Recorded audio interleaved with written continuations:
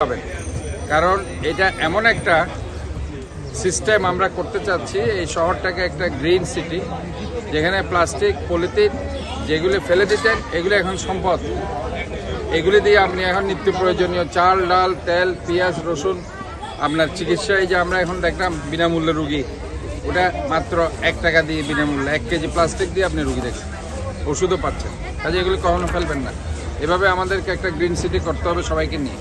Chittagong city কর্পোরেশনের mayor doctor Saadat Hossain আজ মাদারবাড়ি ওয়ার্ডের সরকারি বালিকা উচ্চ বিদ্যালয় প্রাঙ্গণে বিদ্যানন্দ ফাউন্ডেশন ও চট্টগ্রাম সিটি কর্পোরেশনের যৌথ উদ্যোগে স্বেচ্ছাশ্রমের মাধ্যমে 2 লক্ষ কেজি পরিত্যক্ত প্লাস্টিক রিসাইকেল কর্মসূচির উদ্বোধন করেন। এই উদ্যোগে এক অভিনব পদ্ধতিতে ফেলনা প্লাস্টিক জমা দিয়ে মানুষ চিকিৎসা ও নিত্যপণ্য গ্রহণ করতে পারছেন।